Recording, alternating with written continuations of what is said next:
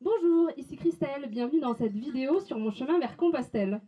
C'est comme ça que j'ai commencé 150 vidéos pendant les 3 mois de mon aventure de Nantes vers Saint-Jacques-de-Compostelle en Espagne. Un voyage initiatique autant intérieur qu'extérieur, où j'ai vécu de grands moments de grâce, mais aussi de souffrance. Tout commence à Brest. Pendant une randonnée, j'entends quelqu'un parler du chemin, et là j'ai mon cœur qui palpite. Vous savez quand ça vous fait « Ah mais moi aussi, j'ai trop envie de faire ça !» Alors je décide de partir. Et puis rapidement, je me trouve plein d'excuses.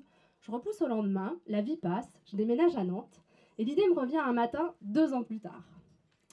Je regarde la carte, et là, en fait, tous les chemins qui arrivent de Bretagne passent à Nantes. D'ailleurs, il y a aussi un chemin qui passe à Rennes. Je dis ça, je dis rien. À Nantes, je regarde le plan, et là, j'hallucine, le chemin passe dans ma rue, devant chez moi. J'ai juste à sortir de mon appart et à marcher. J'ai pris ça comme un gros signe. Ça fait 1500 km quand même, il faut 3 mois, et j'ai envie de le faire d'une traite. Et du coup, je recommence à me dégonfler. Et puis un ami me dit, ça serait génial si tu faisais des vidéos pour partager ton voyage. Et du coup, c'est ça qui me décide à partir. Donc un soir, sur mon canapé, je tourne ma toute première vidéo. Je la trouve plutôt nulle, mais je l'avais quand même en ligne, et je vais me coucher en me disant, de toute façon, personne ne va la voir. Le lendemain matin, au réveil, j'ai 5 SMS de félicitations. En fait, Google Plus avait fait un post automatique sur le lancement de ma chaîne YouTube. J'étais mise au pied du mur, il n'y avait plus le choix, il fallait y aller. Donc je commence à faire des vidéos pour raconter ma préparation, parce que sur Saint-Jacques, on dit que le voyage débute dès la préparation. Un matin, surtout ne faites pas ça chez vous, j'ai la très bonne idée de mettre des bouteilles d'eau pleines dans mon sac pour simuler le poids, et je me bloque le dos, donc je suis obligée de décaler le départ. Première leçon du voyage, le lâcher prise. Et puis le matin du départ arrive, et il y a beaucoup d'émotions. Je fais mes lacets, je ferme la porte, et je comprends pas trop ce qui se passe.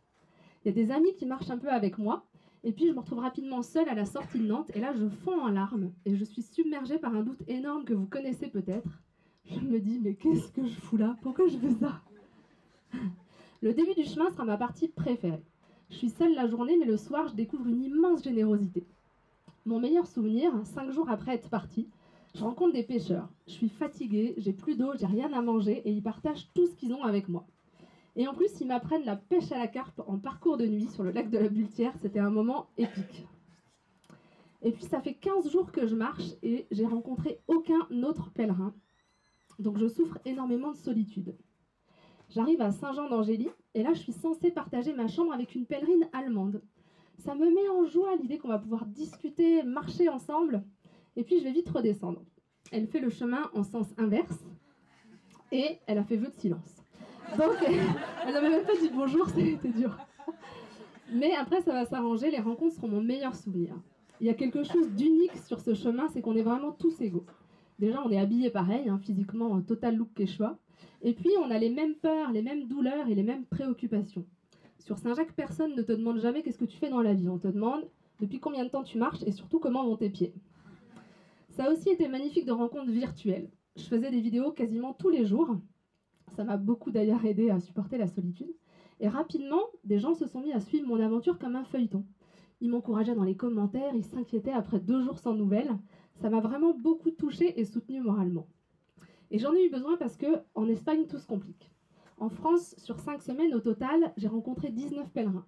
Le premier soir à Roncevaux, donc en Espagne, dans le gîte, on est 300. Après la solitude, j'étouffe. Et le matin, grosse tempête, mais obligée de quitter le gîte. Donc j'ai les chaussures pleines d'eau en 10 minutes et j'ai un mauvais pressentiment. Intuition ou loi de l'attraction, toute l'Espagne va être compliquée. Je fais une chute vertigineuse dans un gîte à Pampelune et c'est un miracle que je ne me blesse pas. Ensuite j'ai une angine qui dégénère, je me retrouve à l'hôpital de Burgos, 4 heures d'examen, radio des poumons, et je sors avec une ordonnance de Doliprane et de repos. Je m'arrête 3 jours et je commence un peu à déprimer. Et seulement 2 jours après être partie de là, je suis à nouveau malade, gastro, donc obligée de m'arrêter. Et là je touche le fond.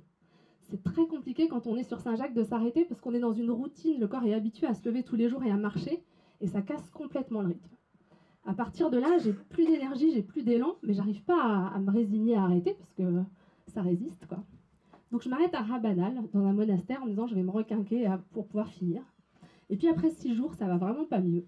Donc je suis obligée de capituler et le chemin s'arrêtera là, à 2 semaines du but, avec beaucoup de tristesse. En plus, mon ego en prend un coup, parce qu'il faut que je fasse une vidéo pour annoncer au monde entier sur YouTube que j'abandonne et je le vis plutôt mal. Mais hors de question d'aller en bus jusqu'à Saint-Jacques pour prendre l'avion, donc je décide de rentrer en bateau, de Riron à Saint-Nazaire. Et là, instantanément, je suis plus malade. Et sur le bateau, en fait, je me sens pas prête à rentrer, donc je décide de marcher de Saint-Nazaire jusqu'à Nantes. Il y a juste 2 jours à pied. Et au camping, je fais ma dernière lessive, mon dernier sac, et c'est un moment important de clôture.